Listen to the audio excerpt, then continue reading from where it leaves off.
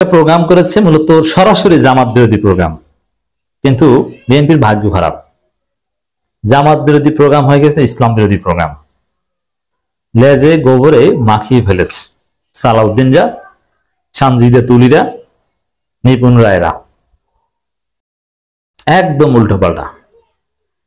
দর্শক, নারী ও শিশু না কি নিয়ে একটা প্রোগ্রাম করেছে শাহবাগে বিএনপি, কিন্তু সেই প্রোগ্রামের ফলে বিএনপির ভোট লক্ষ লক্ষ কমে গিয়েছে, ব্যাপকভাবে কমে গেছে। কারণ প্রোগ্রামটা করেছিল জামাতের বিরুদ্ধে, হয়ে গেছে ইসলামের বিরুদ্ধে। শুনেন, এই থিওরিটা মনে রাখবেন। মানুষ যখন বিপদে পড়ে, চারদিক থেকে বিপদে পড়ে। যখন আপনার পরাজয় নিশ্চিত, একদিক থেকে না, চারদিক থেকে আপনার পরাজয়। যখন আপনার বিজয় নিশ্চিত, তখন আপনি ভুল করলেও আপনি তার সুফল পান। তখন আপনি ভুল ক্রমে কোনো আনস্মার্ট বিহেভিয়ার করলেও ওটাকে জনগণ মনে করে ওটা একটা ফ্যাশন, নতুন ট্রেন্ড, নতুন আবিষ্কার। সাপোজ আপনি একটা ফর্মাল প্রোগ্রামে গেলেন, সেখানে আপনি শার্টের একটা বোতাম ভুলে দেন নাই, কিন্তু আপনি যদি বিজয়ী হন, তখন ওই না দেওয়াটা, ওটাকে মানুষ মনে করবে যে নতুন ট্রেন্ড, নতুন আবিষ্কার স্যারের, অথচ আপনি এটা ভুলে দেন নাই। মানে আসলে পরিস্থিতি যদি অনুকূলে থাকে তখন সব দিক থেকে এরকম হয়, আর পরিস্থিতি খারাপ থাকলে যা করতে যান সব মাখিয়ে ফেলেন। তো বিএনপির অবস্থাটা হয়েছে এরকম। আমিরে জামাত একটা ঘোষণা দিয়েছিলেন যে নারীদের কর্মঘণ্টা, নারীদের না, মায়েদের কর্মঘণ্টা হবে 5 ঘন্টা, মায়েদের, এবং 8 ঘন্টার জায়গায় বাকি 3 ঘন্টা ওইটার বেতন সরকার দিবে। আমার মায়েরা কষ্ট করবে কেন? তার সন্তানকে দুধ খাওয়াবে, বাচ্চা লালন পালন করবে, একটু রিলিফ পাবে। আবার যখন সে সুস্থ স্বাভাবিক হবে, তখন আবার 8 ঘন্টা কাজ করবে। আমিরে জামাতের এই ঘোষণা ব্যাপকভাবে সাড়া জাগিয়েছে এবং এদেশের নারীরা কনভিন্স হয়েছে, জনমত ঘুরে গেছে। গ্রামগঞ্জের নারীরা, শহরের নারীরা, বিশ্ববিদ্যালয় শিক্ষিকা, ডাক্তার, ইঞ্জিনিয়ার, আইনজীবী থেকে শুরু করে গার্মেন্টস ওয়ার্কার্স, সব নারীরা সিদ্ধান্ত নিয়েছে যে জামাতকে ভোট দিব। কারণ নারীদের জন্য এক সুন্দর একটা সমাজ গঠন করতে শুধু জামাতই পারবে। এখন বিএনপি, আওয়ামী লীগ অনেক প্রোপাগান্ডা চালিয়েছিল, জামাত নারীদের ঘরে ঢুকিয়ে রাখতেছে, অমুক তমুক ইত্যাদি ইত্যাদি। যেমন এই ডাকসু জাকসু চাকসু রাকসুতে এটা বেশি ছিল যে শিবির ক্ষমতায় আসলে নারীরা বোরখা পড়তে বাধ্য হবে, এই সেই অমুক তমুক। কিন্তু সব বিশ্ববিদ্যালয়ে শিবির ক্ষমতায় এসেছে, কিন্তু নারীরা এমন সুন্দর একটা বিশ্ববিদ্যালয় পেয়েছে, স্বাধীনতা পেয়েছে, এটা তাদের স্বপ্নের। একজন হিজাবি নারীর স্বপ্নের বিশ্ববিদ্যালয়, একজন নন হিজাবি নারীর স্বপ্নের বিশ্ববিদ্যালয়, তার উপর কোনো জোর জবরদস্তি নাই, কত সবাই সন্তুষ্ট, অসাধারণ। অতএব জামাত নারীদেরকে ঘরে ঢুকিয়ে রাখতেছে, অমুক তমুক হাবিজাবি প্রচারণা এখন আর মানুষ খায় না।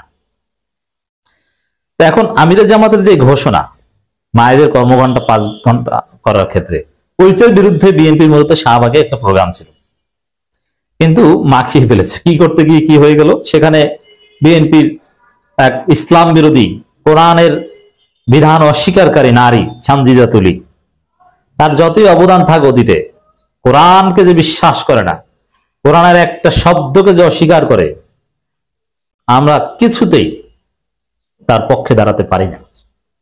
এই সানজিদা তুলি তিনি বলে ফেললেন 8 ঘন্টা থেকে 5 ঘন্টা কেন, 8 ঘন্টা থেকে 12 ঘন্টা বানানো যায় না? এখন কি মনে করেন, প্রোগ্রামটা করেছে জামাতের বিরুদ্ধে, আমিরে জামাতের বিরুদ্ধে, বাস্তবে এটা। সেখানে 8 ঘন্টা থেকে 12 ঘন্টা বানাতে চায়, আমিরে জামাতের বিরোধিতা করার করতে করতে অন্ধ হয়ে 8 ঘন্টাকে 12 ঘন্টা বানিয়ে দিতে চায় বিএনপির নারী নেত্রীরা। এখন এইটা শুনলে নারীরা তাদের ভোট দিবে? কর্মজীবী নারীরা কেউ বিএনপিকে ভোট দিবে না, কারণ 8 ঘন্টার ডিউটি তারা 12 ঘন্টা করবে, কেউ তাদেরকে ভোট দিবে না। যারা কর্মজীবী তারা চায় কর্মঘণ্টা কমাতে, আর যারা চাকরি করে না তারা চাকরি করবে না। সব নারীদের চাকরি করার কোনো দরকার নাই, করবেও না, করতে যাবেও না। অর্থাৎ কর্মজীবী নারীরা কেউ বিএনপিকে ভোট দিবে না, এবং আমি বলবো যে দিবেন না। কেন? এরা তো 8 ঘন্টাকে 12 ঘন্টা বানাতে চায়, আর বাকি 4 ঘন্টা যে কাজ করবে ওইটা বিএনপি মেরে খাবে।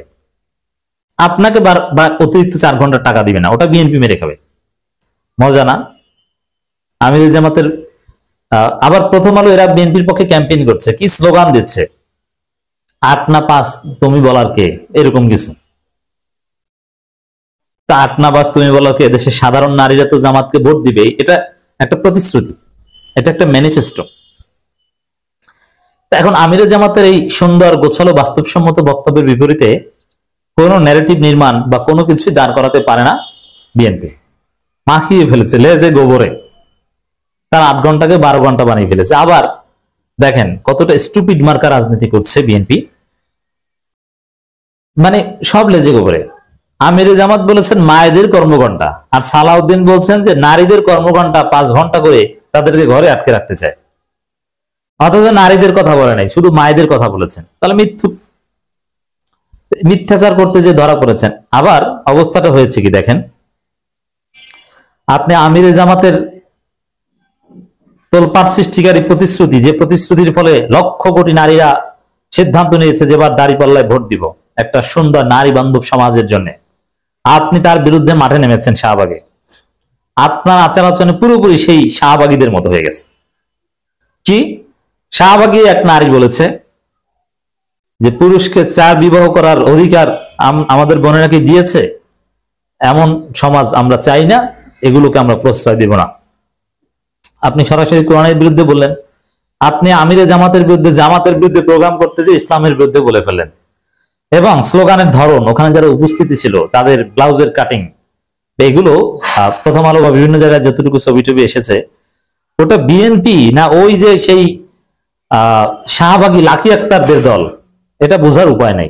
কারণ বিষয়টা এরকম দাঁড়িয়েছে, বিএনপির এই প্রোগ্রামকে এদেশের সভ্য ভদ্র নারী সমাজ মনে করছে ওটা হচ্ছে লাকি আক্তারদের প্রোগ্রাম।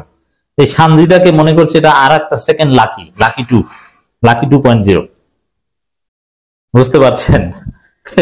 এই রোকেয়া প্রাচীদের, মানে বিএনপির যে এই নারী শিশু না কি একটা করেছে, ওটা ওই রোকেয়া প্রাচী গ্রুপ, লাকি আক্তার গ্রুপ, ওই স্লোগান লাকি, ইমরানের সরকার গ্রুপ, মানুষ এটা মনে করছে। এটা আপনাদের উপর আল্লাহর লানতের প্রমাণ। আপনারা কোরআনকে অস্বীকার করবেন, আল্লাহর দেয়া অধিকারকে অস্বীকার করবেন, তার বিরুদ্ধে বিদ্রোহ করবেন, তাওহীদুল উলুহিয়াতকে অস্বীকার করবেন। আপনি সরাসরি বলবেন যে বিএনপি সরিয়ে এনে বিশ্বাস করে না, আপনার পরিণতি এটাই হবে। আপনি আমিরে জামাতের একটা বক্তব্যের বিপরীতে কাউন্টার ন্যারেটিভ নির্মাণ করতে এই প্রোগ্রাম করেছেন, কিন্তু সব লেজে গোবরে মাখিয়ে ফেলেছেন। এখন উল্টো আপনার বিরুদ্ধে পুরো জনমত চলে গেছে। আপনি চেয়েছেন যে কিছু ভোট বাড়ুক, এই প্রোগ্রামে কয়েক লক্ষ ভোট কমেছে। এই হচ্ছে বিএনপি রাজনীতির হাল হাকিকাত, মিথ্যায় ভরপুর। আমিরে জামাত মায়েদের বলেছেন, ওইটাকে তারা পুরো নারী সমাজের উপর চাপিয়েছে। আমিরে জামাত একটা নারীদের কর্মবান্ধব একটা সমাজ গঠনের কথা বলেছেন, আর তারা বলছে যে নারীদের ঘরে ঢুকিয়ে রাখতে চায়। এখন এইসব প্রচারণা ফ্লপ, কারণ কি ডাকসু জাকসু রাকসু তো দেখেছে যে শিবির আসলে কি চায়, এতদিন যা বলতো ওটা ভুয়া।